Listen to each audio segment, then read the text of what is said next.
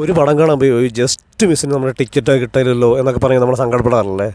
പക്ഷേ അതുപോലെ ജസ്റ്റ് മിസ്സിന് രക്ഷപ്പെട്ടു എന്ന് പറയുന്ന സംഭവം ഇത് ആദ്യമായിരിക്കും.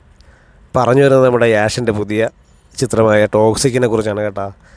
നമ്മുടെ മറ്റേ ഗീതു ചേച്ചിയില്ലേ, ഗീതു ചേച്ചി അറിഞ്ഞ് വെച്ച് ചെയ്ത യാഷിനിട്ട് പണി കൊടുത്തതാണോ എന്നൊരു സംശയമുണ്ട്.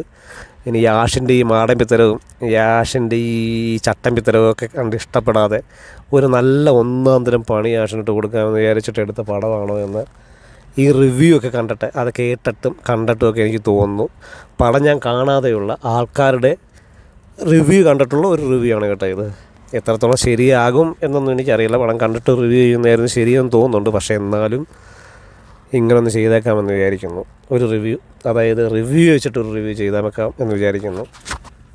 നമ്മുടെ ഗീതു ചേച്ചിക്ക് അല്ലെങ്കിലും പിന്നെ ആണുങ്ങളോടൊക്കെ ഭയങ്കര ദേഷ്യമാണല്ലോ. ചിലപ്പോൾ അത് വെച്ചിട്ട് നല്ല ഒന്നാം തരം ഒരു പണി നമ്മുടെ യാഷിന് കൊടുത്താകാനുള്ള സാധ്യതയുണ്ട്. മെയിനായിട്ട് ഞാൻ കേട്ട റിവ്യൂ നമ്മുടെ സീക്രട്ട് ഏജൻറ്റിൻ്റെ റിവ്യൂ, പിന്നെ തിയേറ്ററിൽ നിന്ന് പിന്നെ ആൾക്കാർ പടം കണ്ടുവരുന്നവർ ഉള്ള റിവ്യൂസ് ഉണ്ടല്ലോ, ആ റിവ്യൂസൊക്കെയാണ് ഞാൻ കേട്ടത്. അതിനകത്ത് സീക്രട്ട് ഏജൻറ്റ് പറയുന്നത് ഇതൊരു പ്ലക്കിംഗ് സിനിമ എന്നാണ്. ഫുൾ പ്ലക്കിംഗ്, വരുന്നു പോകുന്നു പ്ലക്ക് ചെയ്യുന്നു, വരുന്നു പ്ലക്ക് ചെയ്യുന്നു പോകുന്നു, വരുന്നു പ്ലക്ക് ചെയ്ത് പോകുന്നു. അതിൻ്റെ ഇടയിൽ ചില വെടിവെപ്പും ഒക്കെ ഉണ്ട്, കുറേ പേരൊക്കെ കൊന്നു തള്ളുന്നുണ്ട് എന്നൊക്കെ പറയുന്നുണ്ട് സീക്രട്ട് ഏജൻറ്റ്. യാഷിന് വെടിയൊന്നും കൊള്ളുന്നില്ല, പക്ഷേ യാഷ് വെക്കുന്ന വെടി എല്ലാവർക്കിട്ടും കൊള്ളുന്നുണ്ട്. അങ്ങനെ കൊന്ന് തള്ളി പോവുകയാണ് യാഷിൻ്റെ കഥാപാത്രം എന്നാണ് നമ്മുടെ സീക്രട്ട് ഏജൻറ്റ് പറയുന്നത്. പിന്നെ ഇനി തിയേറ്ററിലെ റെസ്പോൺസ് എന്ന് പറഞ്ഞു കഴിഞ്ഞാൽ ആൾക്കാർ ഇറങ്ങി വരുമ്പോൾ തന്നെ ഒരു പ്ലക്കിംഗ് സിനിമ എന്നാണ് പറയുന്നത്. ഒരാൾ പറയുന്നത് കേട്ട് ഇത് മൊത്തം പ്ലക്കിങ്ങേ ഉള്ളൂ, ഇത് രാവിലെ ഉറക്കം എഴുന്നേറ്റ് വന്നത് ഈ പ്ലക്കിംഗ് ആണെന്നൊക്കെ ചോദിച്ചാൽ അയാൾ ചൂടാന്നൊക്കെ ഉണ്ട്. അപ്പോൾ തന്നെ നമുക്ക് മനസ്സിലായി, ഇതൊരു നല്ല സിനിമ ആകാൻ സാധ്യതയുണ്ട് എന്നെനിക്ക് മനസ്സിലായി.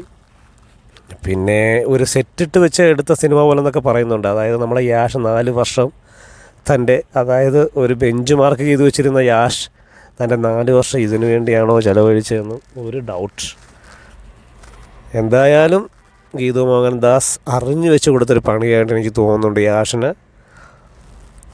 പടം ഇനി കാണണമെന്ന് വലിയ ആഗ്രഹമൊന്നുമില്ല, താല്പര്യമൊക്കെ പോയി. ഇനി എപ്പോഴെങ്കിലും വല്ല OTT വരുവാണെങ്കിൽ കണ്ടു നോക്കിയിട്ട് പിന്നീട് വേണമെങ്കിൽ അതിനെക്കുറിച്ചൊരു റിവ്യൂ ചെയ്യാമെന്ന് വിചാരിക്കുന്നു. കണ്ട ഒരു റിവ്യൂ, പക്ഷേ അതിൻ്റെ ആവശ്യമൊന്നുമില്ല. അതിനു മുമ്പ് തന്നെ ഇതൊരു അന്തരീക്ഷത്തിൽ മറഞ്ഞ് വെള്ളമായി പോയി ആവിയായി പോകാനുള്ള സാധ്യതയൊക്കെ കാണുന്നുണ്ട്.